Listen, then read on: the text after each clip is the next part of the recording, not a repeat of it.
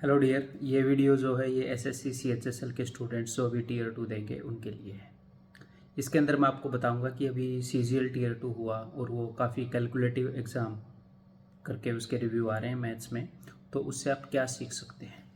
और मैं आपको वही चीज़ें बताऊँगा जो मैं हमेशा से अपने स्टूडेंट्स को बताते आया हूँ, हैं, क्योंकि ये जो मैं बातें बताता हूँ वो यूनिवर्सल होती हैं, हर एक सिनेरियो के अंदर लागू होती हैं। ठीक है। नंबर 1 तो मैं आपको ये बताऊंगा कि बच्चे क्या करते हैं, अगर किसी साल मान लो रीजनिंग टफ आ गई तो अगले साल रीजनिंग पे पूरा ध्यान दे देंगे। मैथ टफ आ गया तो फिर मैथ पे पूरा ध्यान दे देंगे अगले दिन। कभी इंग्लिश टफ आ गई तो इंग्लिश पे ध्यान दे देंगे। मैंने एक कमेंट पढ़ा था, एक बच्चा बोल रहा था कि पिछले साल रीजनिंग टफ आई थी, अब की बार मैथ टफ आया, अगली बार इंग्लिश टफ आएगी।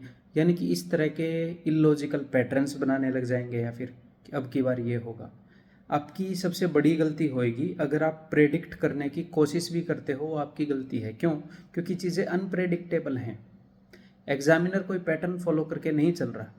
इंग्लिश वाला अपने क्वेश्चन बना रहा है, मैथ वाला अपने क्वेश्चन बना रहा है। जिन भी लोगों को क्वेश्चन बनाने का टेंडर मिला है वो कर रहे हैं अपना अपना काम। तो वो कोई पैटर्न सोच के या ऐसे करके नहीं कर रहे। जिस तरह का बंदा टीम में है वो और उसको जैसा लग रहा है वो उस तरह के क्वेश्चन बना रहा है।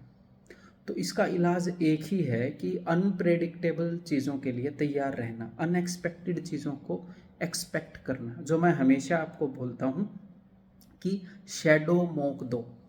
शैडो मॉक का मतलब क्या होता है कि हम विजुअलाइज करें आंख बंद करके कि अभी कंप्यूटर ऑन हो गया, मेरा टीयर 2 का एग्ज़ाम है, पहले वाला सेक्शन ऑन हो गया तो मैं उसमें पहले रीजनिंग करने लग रहा हूँ और मैंने देखा कि रीजनिंग तो नॉर्मल आई है। मैंने नॉर्मल अपनी स्ट्रेटजी लगाई, 2 क्वेश्चन पढ़े, मुझे सीधा सीधा पैटर्न दिख गया, मैंने कर लिए। तीसरा क्वेश्चन मैंने पढ़ा, हवा भी नहीं लगी है क्या आ गया, मैंने स्किप कर दिया। चौथा क्वेश्चन पढ़ा, मुझे लगा मैं कर तो लूँगा बट हो सकता है टाइम लग जाए, मैंने मार्क एंड स्किप कर दिया, मार्क एंड नेक्स्ट कर दिया। तो जो भी मैं आपको स्ट्रेटजी बताता हूँ उसकी ऐसे विजुअलाइजेशन करोगे तो 2 मिनट के अंदर, 3 मिनट के अंदर या 4 मिनट के अंदर आप अपने दिमाग में एक बार पूरे सिनेरियो में से एक सिचुएशन एक्सपेक्ट करके निकल जाएंगे कि इस तरह का पेपर आया तो मैंने ऐसे डिसीजन लिए। नेक्स्ट टाइम आप ये सोच सकते हैं कि मैंने रीजनिंग से स्टार्ट किया और अरे भाई ये तो बहुत टफ आ गई, पहला क्वेश्चन किया नहीं हुआ बट कोई नहीं, मैं घबराया नहीं, स्किप करके आगे बढ़ गया। दूसरा क्वेश्चन भी स्ट्राइक नहीं हुआ, स्किप करके आगे बढ़ गया। तीसरा क्वेश्चन भी स्ट्राइक नहीं हुआ, स्किप करके आगे बढ़ गया। फिर मेरा दिल घबराएगा बट फिर मैंने ये सोचना है कि यही सबके साथ हो रहा होगा। ज़्यादा समझदारी किस में है, बाहर आकर ये पता लगे कि अरे इस बार तो रीजनिंग ऐसे आई थी, या अंदर ही अंदाज़ा लगा लेना कि अच्छा मेरे साथ ऐसा हो रहा है तो बाकियों के साथ भी ऐसा हो रहा है। यानी कि दिमाग की बत्ती गुल हो रखी होगी सबकी। यानी कि मैं क्या करता हूँ, जो नहीं हो रहे उनको छोड़ दूँ बट दिमाग की बत्ती एटलीस्ट गुल ना करूँ। इसका इम्पैक्ट मैं अपने दूसरे सेक्शंस के ऊपर ना पढ़ने दूँ, बाकी के ईजी क्वेश्चंस के ऊपर ना पढ़ने दूँ। एक बच्चे का कमेंट आया था, वो ये बोल रहा था कि सर स्किप करने वाली स्ट्रेटजी जो है वो फेल हो गई, क्योंकि मैंने एक क्वेश्चन किया, 1 मिनट तक उसको देखा, वो नहीं हुआ, फिर मैंने स्किप कर दिया।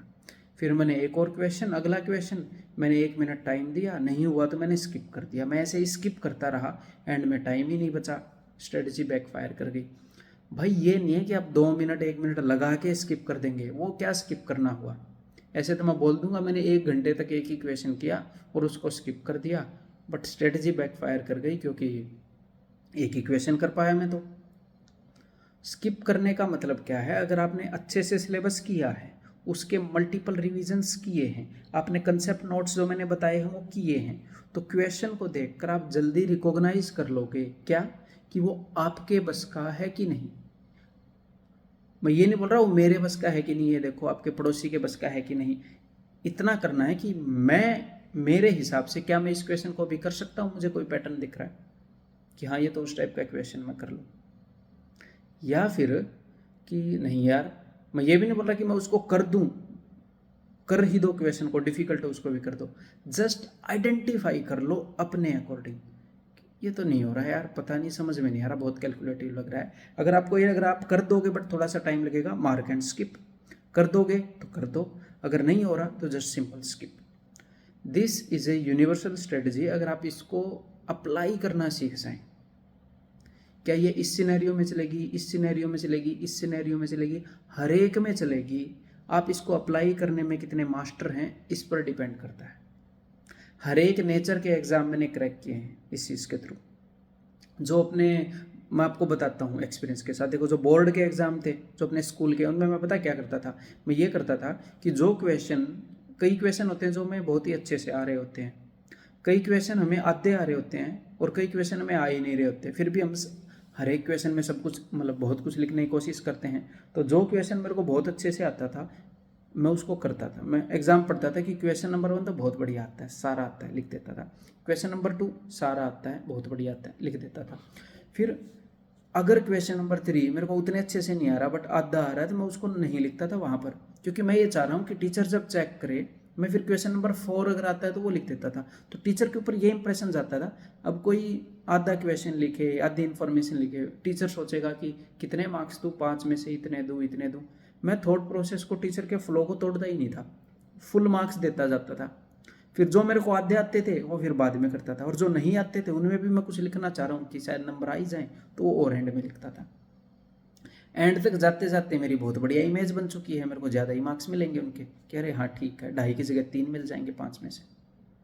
और यही स्ट्रेटजी CDS के अंदर लगाई, ठीक है, NDA के अंदर लगाई, मतलब ये बोर्ड वाली नहीं, स्किप करने वाली मैं बोल रहा हूँ, कैट के अंदर लगाई, SSC के अंदर लगाई। हर एक एग्ज़ाम में मेरे को कभी टाइम की कमी नहीं पड़ी, क्योंकि इस स्ट्रेटजी को बहुत ही अच्छे तरीके से मैं इम्प्लीमेंट कर रहा था। इसके ऊपर मुझे भरोसा था कि ये मुझे ऑप्टिमम मार्क्स दिलाएगी। और बहुत सारे स्टूडेंट हैं जिन्होंने इस चीज़ को अप्लाई किया। ये नहीं है कि वो कैलकुलेटिव पेपर में 30 में से 30 नंबर, 30 में से 3 क्वेश्चन कर देंगे, नहीं। अगर उनकी औकात के हिसाब से 30 में से वो 22 ही कर सकते हैं उस टाइम के अंदर, तो वो 21 नहीं करेंगे, वो 22 कराएंगे। आपने जो तैयारी करी है उसके हिसाब से उस पेपर के अंदर आप जितने कर सकते हो आप वो सारे कराओगे, ठीक है। उम्मीद है कि, तो आपने करना क्या है, जब पेपर में जाओ, मैं ये नहीं बोल रहा मैथ डिफिकल्ट आएगा, CHSL में भी रीजनिंग डिफिकल्ट आएगी, मैं कुछ बोल ही नहीं रहा, हमें प्रेडिक्ट करना ही नहीं है। वहाँ पर जो भी आएगा उसके अकॉर्डिंग हमने बेस्ट परफॉर्म करने की कोशिश करनी है। वहाँ पर नहीं फंसना इस जाल में, टाइम वेस्ट के जाल में। अगर हम टाइम पर स्किप ना कर पाएँ तो टाइम वेस्ट होता है। मैं आपको ये नहीं बोला ज़्यादा क्वेश्चन अटेम्प्ट कर पाओगे, नहीं, जितनी आपकी तैयारी के हिसाब से आप कर सकते हो उतने मैक्सिमम कर पाओगे, आपके स्कोर को ऑप्टिमाइज कर देगी। समझ रहे हो, कैसा भी आ सकता है आपका पेपर भी, क्या इससे हमें डरना चाहिए? नहीं, उसी की तो तैयारी की है, डरेंगे क्यों? उसके अकॉर्डिंग डिसीजन लेंगे, काम करेंगे, उसके अंदर मार्क्स स्कोर करेंगे, ठीक है भाई। तो उम्मीद है कि इन चीज़ों को अप्लाई करोगे, अपने दिमाग को रिलैक्स करोगे कि अरे कोई दिक्कत नहीं है, इजीली कर लोगे आप, आपने मेहनत करी है, तैयारी की है तो, ठीक है। और स्टार्टिंग से ये सारी बातें मैं बताता आ रहा हूँ, पहले से फॉलो कर रहे हैं तो ये चीज़ों की आपकी प्रैक्टिस भी अच्छी हो गई होगी, ठीक है। और जब ऐसा पेपर आएगा तो अब की बार जो अपने यहाँ से रिजल्ट आएगा CGL में वो बहुत ही बढ़िया आएगा, क्योंकि इन चीज़ों के लिए तैयारी नहीं करवाई जाती बच्चों को,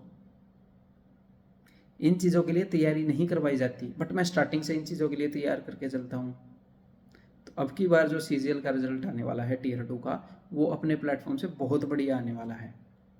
जितने ज़्यादा परसेंटेजेस यहाँ से सिलेक्शन होते हैं उससे और ज़्यादा होने वाले हैं, ठीक है। तो दैट्स ऑल, अगली वीडियो के अंदर मिलता हूँ भाई।